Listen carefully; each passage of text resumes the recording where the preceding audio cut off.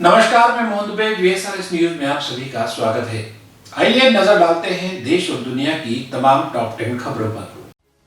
प्रधानमंत्री नरेंद्र मोदी की अध्यक्षता में केंद्रीय कैबिनेट की बैठक हुई। इस बैठक में कई महत्वपूर्ण फैसले किए गए। केंद्रीय मंत्रिमंडल ने टेक्सटाइल क्षेत्र के लिए PLI स्कीम को मंजूरी दे दी है। इसके साथ ही गन्ना किसानों के लिए अब तक के उच्चतम और लाभकारी मूल्य 290 रुपए प्रति क्विंटल को मंजूरी दे दी है। केंद्रीय मंत्री अनुराग ठाकुर और पीयूष गोयल ने कैबिनेट के फैसलों के बारे में जानकारी दी। अनुराग ठाकुर ने बताया कि प्रधानमंत्री की अध्यक्षता में कैबिनेट बैठक में टेक्सटाइल मंत्रालय को लेकर महत्वपूर्ण निर्णय लिया गया है। 5 वर्षों में 10,683 करोड़ रुपए मूल्य के प्रोत्साहन मुहैया कराए जाएंगे। प्रत्यक्ष तौर पर 7.5 लाख से अधिक लोगों के लिए रोजगार के अवसर पैदा होंगे।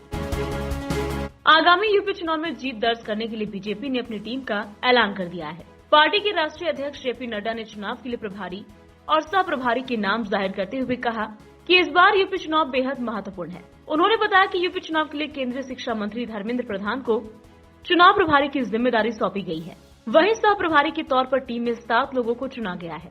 इस लिस्ट में बिहार को भी प्रतिनिधित्व करने का मौका दिया गया है। राज्यसभा सांसद व पूर्व केंद्रीय मंत्री CP ठाकुर के बेटे विवेक ठाकुर को यूपी चुनाव में सह प्रभारी के तौर पर शामिल किया गया है। इंडोनेशिया की राजधानी जकार्ता की जेल में बुधवार सुबह भीषण आग लगी। इस हादसे में 41 कैदियों की मौत हो गई है और 39 बुरी तरह से झुलस गए हैं। अधिकारी अभी तक आग के कारणों की जांच कर रहे हैं। आग जेल के ब्लॉक C में लगी है। जकार्ता के बाहरी इलाके में स्थित इस टेंगरन प्रिजन में ड्रग्स के आरोपियों को रखा जाता था। बताया जा रहा है कि इस जेल की क्षमता 1200 कैदियों की थी, लेकिन इसमें 2000 से अधिक कैदी रखे गए थे। जिस ब्लॉक C में आग लगी उसमें 122 कैदी ठसाठस भरे थे। आग लगने के कुछ ही घंटों बाद उस पर काबू पा लिया गया। सभी घायलों को अस्पताल ले जाया गया है। अक्सर अपने बयानों से विवाद और सुर्खियों में रहने वाले सांसद साक्षी महाजन ने अब मुस्लिमों के लिए बड़ी बात कही है। उन्होंने हिच्ची बनने वाले विपक्षियों को घेरते हुए कहा कि मैं मुस्लिम विरोधी नहीं हूँ। पत्रकारों को दिए बयान में सांसद साक्षी महाजन ने कहा कि मैं मुस्लिम नहीं बल्कि हिंदुस्तान में रहकर भारत माता की जय न बोलने वालों और वंदे मातरम न गाने वाले लोगों का विरोधी हूँ। उन्होंने भाजपा की सरकार द्वारा संचालित योजनाओं को गिनाया और गरीबों की हितैषी बताया। अलीगढ़ में 14 सितंबर को प्रधानमंत्री नरेंद्र मोदी के आगमन से पहले CM योगी आदित्यनाथ यहां तैयारियों का जायजा लेने पहुंचे।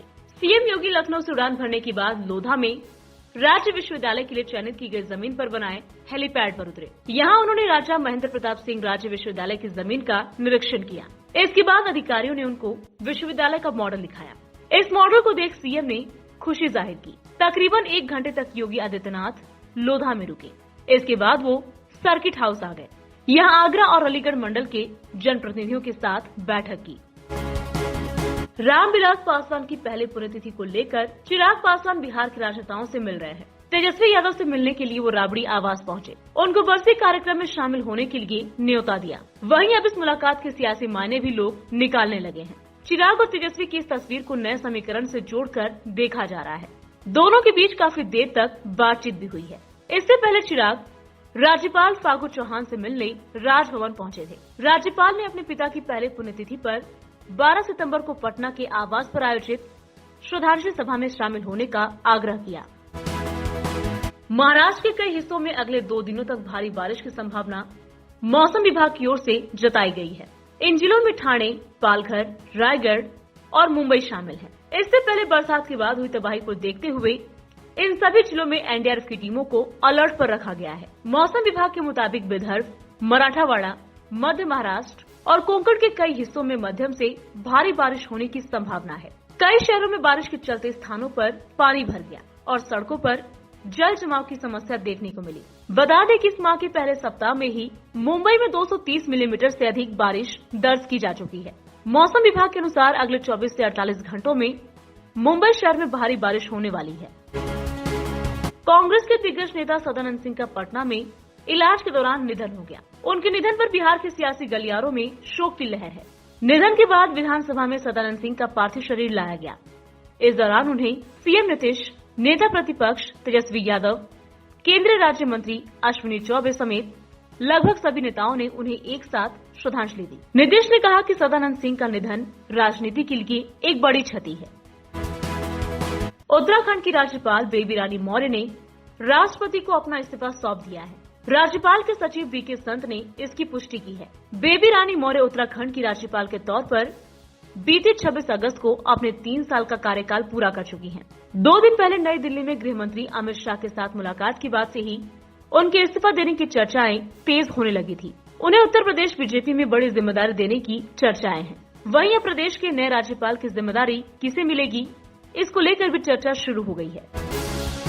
करनाल में सचिवालय के बाहर किसानों का धरना जारी है। जिला प्रशासन द्वारा घायल प्रदर्शनकारियों को मुआवजा देने और 28 अगस्त को किसानों पर लाठीचार्ज को लेकर प्रशासनिक अधिकारियों के खिलाफ कार्रवाई करने से इनकार करने के बाद किसानों ने कल एक मार्च निकाला था और सचिवालय का घेराव किया था।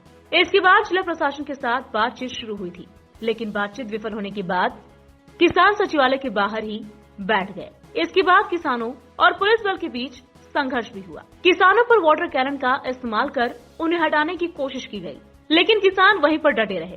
वहीं हरियाणा सरकार ने किसान महापंचायत के आह्वान के मद्देनजर कानून व्यवस्था प्रभावित होने की आशंका के बीच बल्क SMS सहित दूरसंचार सेवाओं को अस्थायी रूप से निलंबित कर दिया है।